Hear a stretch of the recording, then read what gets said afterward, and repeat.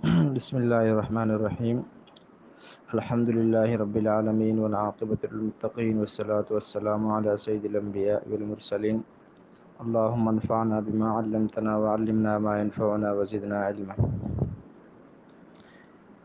الحمدللہ ترجمہ اور تفسیر کے سبق میں آج ہم 30ویں پارے کی 8ویں صورت یعنی سورۃ البروج شروع کرنے والے ہیں۔ سورۃ البروج یہ مکہ مکرمہ میں نازل ہوئی ہے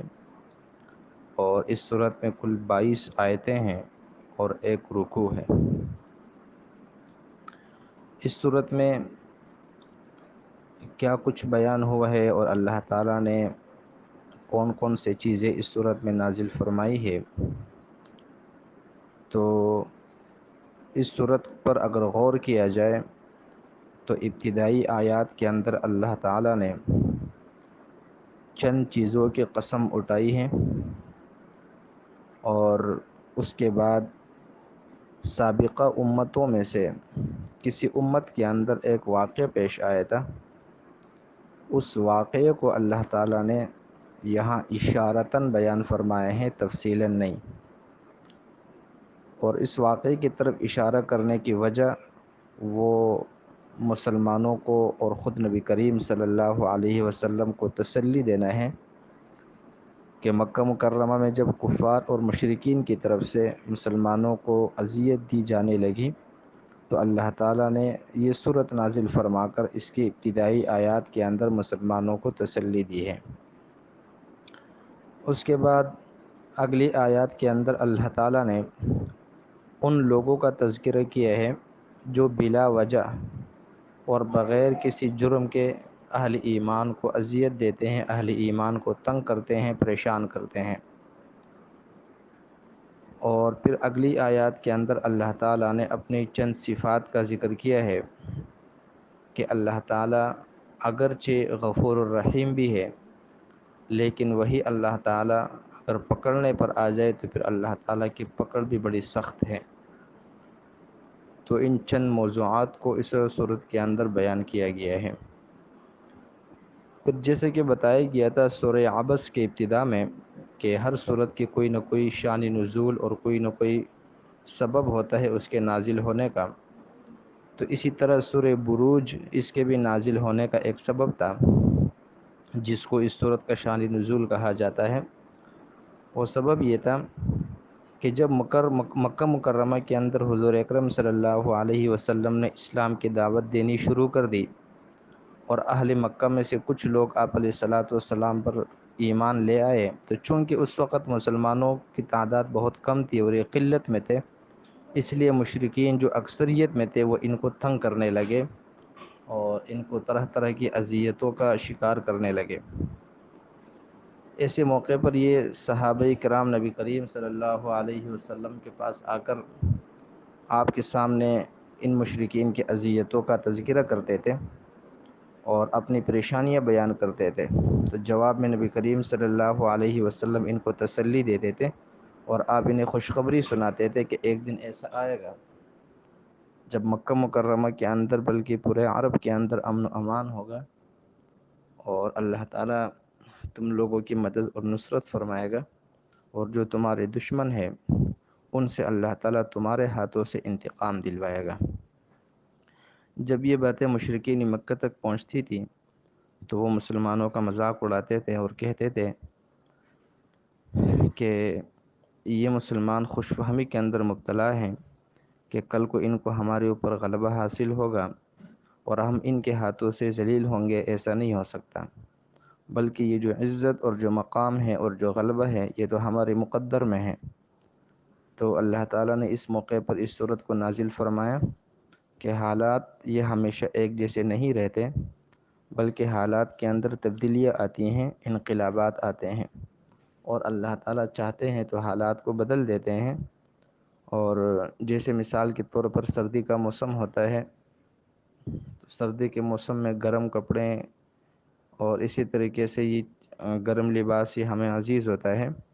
لیکن اسی سردی کے موسم میں ٹھنڈا پانی اور مشروبات ہمیں اچھے نہیں لگتے ہیں۔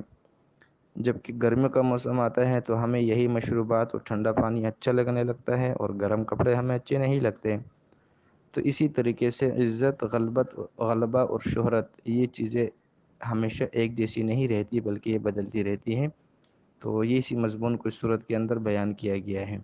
چنانچہ اللہ تعالیٰ کا ارشاد ہے، اعوذ باللہ من الشیطان الرجیم، بسم اللہ الرحمن الرحیم، والسماء ذات البروج، قسم ہے برجوں والے آسمان کی، قسم ہے ایسے آسمان کی جو برجوں والا ہے، والیوم الموعود، اور قسم ہے ایسے دن کی جس دن کا وعدہ کیا گیا ہے، قسم ہے اس دن کی جس کا وعدہ کیا گیا ہے، وشاہد ومشہود، اور قسم ہے حاضر ہونے والے کی اور اس کی جس کے پاس حاضری دی جاتی ہے، وشاہدین، اور قسم ہے حاضر ہونے والے کی، ومشہود، اور اس کی جس کے پاس حاضری دی جاتی ہے۔ آج ہم صرف ان 3 آیات کی تفسیر پڑھیں گے، کل انشاءاللہ پھر ہم اس واقعے کو پڑھیں گے جس کا اس صورت کے اندر ذکر کیا گیا ہے۔ یہاں پر آسمان کو برجوں والا کہا گیا ہے۔ اب برجوں سے کیا مراد ہے؟ تو اس بارے میں مفسرین نے بہت سارے احتمالات اور بہت سارے معنی لکھے ہیں۔ ایک معنی تو یہ ہے کہ یہاں پر برجوں سے بڑے بڑے ستارے مراد ہیں، یعنی قسم ہے ایسے آسمان کی جو بڑے بڑے ستاروں والا ہے۔ نمبر 2، دوسرا مطلب یہ ہے کہ اس سے مراد وہ بڑے بڑے محلات اور مکانات ہیں جو اللہ نے آسمان کے اندر فرشتوں کے لیے اور مختلف امور کے پہرےداری اور نگرانی کرنے والے فرشتوں اور مخلوقات کے لیے بنائے ہیں۔ لیکن تیسرا مطلب جو سب سے راجح قول ہے اور سب سے مضبوط قول ہے، بہتر قول ہے، وہ یہ ہے کہ یہ جو سورج ہے یہ پورے آسمان کے اندر، پورے عالم کے اندر ایک حرکت کرتا ہے، اور اس کے اس حرکت اور گردش کرنے کی وجہ سے ایک پورا دائرہ بن جاتا ہے، اور یہ جو اس کی گردش کا دائرہ ہوتا ہے یہ 12 حصوں میں تقسیم ہوتا ہے، اور ان حصوں میں سے ہر حصہ برج کہلاتا ہے، تو ان کی جمع بروج ہے۔ تو لہذا آسمان جو برجوں والا ہے، یعنی قسم ہے ایسے آسمان کی جس آسمان کے اندر سورج کے 12 برج موجود ہیں، اور پھر ان برجوں میں سے جو ہر برج ہے، ہر دائرہ ہے، وہ پھر 4 حصوں پر مشتمل ہے، اور ان 4 حصوں سے ہی سال کے 4 موسم وجود میں آتے ہیں۔ موسم خزاں ہے، موسم بہار ہے، گرمی ہے اور سردی ہے۔ دوسری آیت میں ہے وَالْيَوْمِ الْمَوْعُودِ، اور ایسے دن کی جو وعدے والا ہے۔ وعدے والے دن سے مراد یہاں پر قیامت کا دن ہے، کیونکہ قیامت کا وعدہ کیا گیا ہے انسانوں سے تمام کی تمام آسمانی کتابوں کے اندر۔ اگلی آیت ہے وَشَاهِدٍ وَمَشْهُودٍ، اور قسم ہے شاہد کے اور مشہود کے۔ تو شاہد سے مراد جمعہ کا دن ہے اور مشہود سے مراد عرفے کا دن ہے، جبکہ بعضی مفسرین فرماتے ہیں کہ شاہد سے مراد خود نبی کریم صلی اللہ علیہ وسلم ہے، اور مشہود سے مراد قیامت کا دن ہے، جبکہ تیسرا قول علماء نے لکھا ہے کہ شاہد سے مراد اعمال لکھنے والے فرشتے کرامن کاتبین ہے، اور مشہود سے مراد خود انسان ہے، کیونکہ وہ فرشتے حاضر ہوتے ہیں اور وہ فرشتے انسان کے پاس حاضر ہوتے ہیں، تو اس لیے انسان کو مشہود کہا گیا ہے، اور جو وہ فرشتے ہیں ان کو شاہد کہا گیا ہے۔ اللہ تعالیٰ کا ارشاد ہے، اعوذ باللہ من الشیطان الرجیم، بسم اللہ الرحمن الرحیم، قتل اصحاب الاخدود، ہلاک کر دیے گئے خندقوں والے، قتل ہلاک کیے گئے، ملعون کیے گئے، قتل کیے گئے، اصحاب الاخدود خندق والے۔ آگے ان خندقوں کا بیان ہے کہ وہ خندق کس طرح تھے۔ النار ذات الوقود،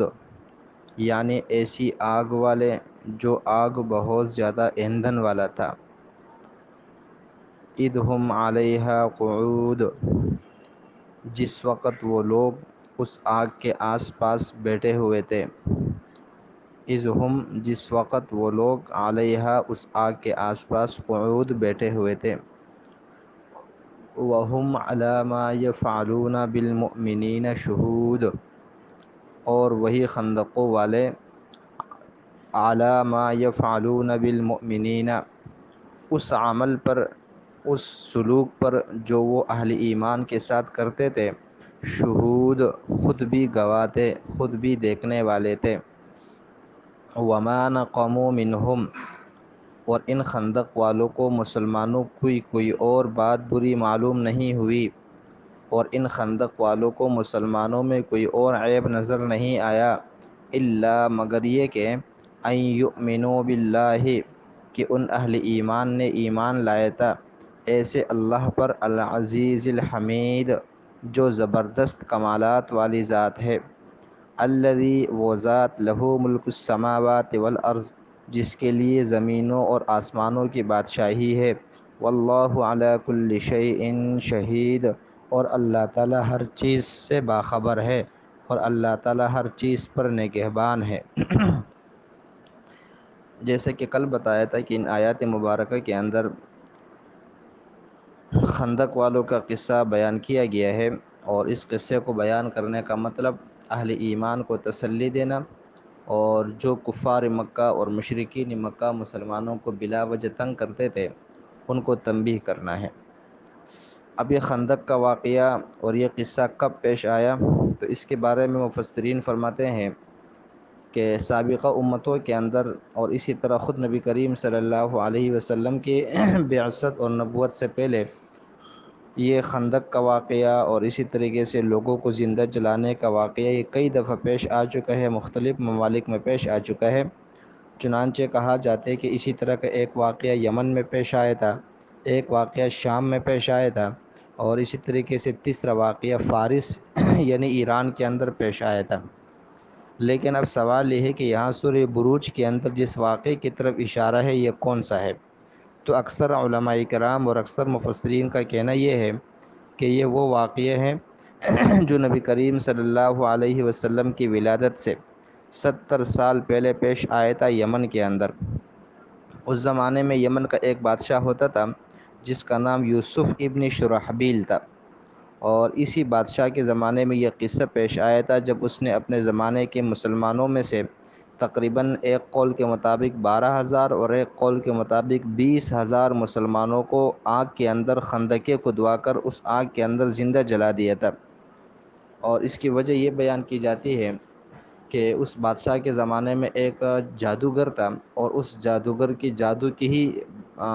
بدولت اس کی سلطنت چلا کرتی تھی، لہٰذا اس جادوگر کے جادو کی وجہ سے اس بادشاہ کو نہ تو اپنے دشمنوں سے لڑنے کی نوبت آتی تھی، اور نہ وہ اپنے جو ان کے درباری تھے اور جو اپنے ملک کے رعایا تھے نہ ان کے حوالے سے کوئی پریشانی پیش آتی تھی، کیونکہ سارے کے سارے مشکلات کو وہ اس جادو کے ذریعے سے حل کرواتا تھا۔ لیکن ایک زمانہ ایسا بھی آیا جب وہ جادو بوڑھا ہو گیا تو اس نے بادشاہ سے درخواست کی کہ آپ مجھے کوئی ہوشیار اور سمجھدار لڑکا دے دے، نوجوان دے دے، تاکہ میں اپنا فن اس تک منتقل کروں اور میں اس سے اپنا یہ کمالات سکھا دوں۔ تو بادشاہ نے ایک ہوشیار اور چالاک لڑکا اس کے حوالے کیا جس کا نام عبداللہ بن تعمیر تھا۔ یہ لڑکا اس جادوگر کے پاس جا کر اپنا جادو کا فن سیکھنے لگا، لیکن کہا جاتا ہے کہ ایک دن راستے میں ایک عیسائی عالم، عیسائی ایک عابد جو عبادت گزار تھا جس کو راہب کہا جاتا تھا، اس سے ملاقات ہو گئی، اور جب یہ اس کے مجلس میں آنے جانے لگا تو اس کے باتوں سے متاثر ہوا، اور وہ راہب چونکہ حضرت عیسیٰ علیہ السلام کے دین پر تھا جو اسی زمانے کے اندر شریعت تھی، لہٰذا یہ جو نوجوان تھا یہ اس راہب کے ہاتھ پر ایمان لے آیا اور مسلمان ہو گیا۔ کچھ عرصے کے بعد جو ہے نا وہ جب بادشاہ کے سلطنت میں اور بادشاہت کے اندر اور ملک کے اندر یہ بات پھیل گئی کہ جو نوجوان ہے اس کو بھی اللہ نے مختلف قسم کے کمالات سے نوازا ہوا ہے، تو پھر جو ہے نا وہ نوجوان کو بھی دربار میں بلایا گیا، اس سے پوچھا گیا، تو اس نوجوان نے بالآخر بادشاہ کی سختی سے تنگ آ کر اس راہب کے بارے میں بتا دیا۔ اس راہب کو لا کر بادشاہ کے دربار میں آری سے جو ہے نا وہ چیر دیا گیا، اور اس کے بعد یہ جو نوجوان تھا اس نوجوان کے بارے میں بادشاہ نے حکم دیا کہ اس کو پہاڑ پر لے جا کر اس پہاڑ سے گرا دیا جائے، لیکن اللہ نے اس کی مدد فرمائی۔ پھر کہا کہ اس کو سمندر میں لے جا کر کشتی سے گرا دیا جائے، لیکن وہاں بھی اللہ نے اس کی مدد فرمائی۔ بالآخر اس نے بادشاہ سے خود کہا کہ اگر آپ نے مجھے قتل کرنا ہے تو اس کا ایک طریقہ یہ ہے کہ آپ مجھے سارے کے سارے لوگوں کے سامنے بلا لیں اور مملکت اور بادشاہت کے سارے لوگوں کو جمع کر لیں، اور پھر ایک نیزے پر آپ جو ہے نا وہ اللہ کا نام لے کر مجھے قتل کر دے تو اس طرح میری جان چلی جائے گی۔ جب بادشاہ نے یہ طریقہ آزما لیا تو وہ نوجوان جو تھا وہ تیر جا کر نیزہ جا کر اس کے کنپٹی پہ لگا اور وہاں سے خون نکلنا شروع ہو گیا۔ جب لوگوں نے دیکھا، رعایا نے دیکھا، تو وہ سارے کے سارے جو رعایا کے لوگ تھے وہ اس واقعے سے اتنا متاثر ہو گئے کہ وہ سارے کے سارے کہنے لگے آمنا برب الغلام، آمنا برب الغلام، ہم اس نوجوان کے رب پر ایمان لائے ہیں، ہم اس نوجوان کے رب پر ایمان لائے ہیں۔ تو وہ بادشاہ جو صرف ایک راہب اور ایک نوجوان سے اور ان کے ایمان سے پریشان تھا، اب تو ساری مملکت اور ساری رعایا مسلمان ہو گئی تھی، لہٰذا اس نے پھر یہی حل اس کا نکالا کہ اپنے جو ہے نا وہ ملک کے اندر بڑے بڑے خندقیں کھدوائیں اور پھر ان کے اندر آگ بر دیا، اور جتنے اس کی مملکت کے اندر مسلمان تھے ان سارے کے سارے مسلمانوں کو ان خندقوں کے اندر جلا دیا گیا۔ تو یہ قصہ میں نے آپ کے سامنے انتہائی مختصراً بیان کر دیا ہے، ویسے اس واقعے کی اور اس قصے کی بڑی تفصیلات ہے، لیکن آج کے سبق کے اندر آپ اس کو اتنا ہی سمجھ لیں۔ اور یہ اصحاب الاخدود اور النار ذات الوقود کا جو اشارہ تھا وہ اسی قصے کی طرف تھا۔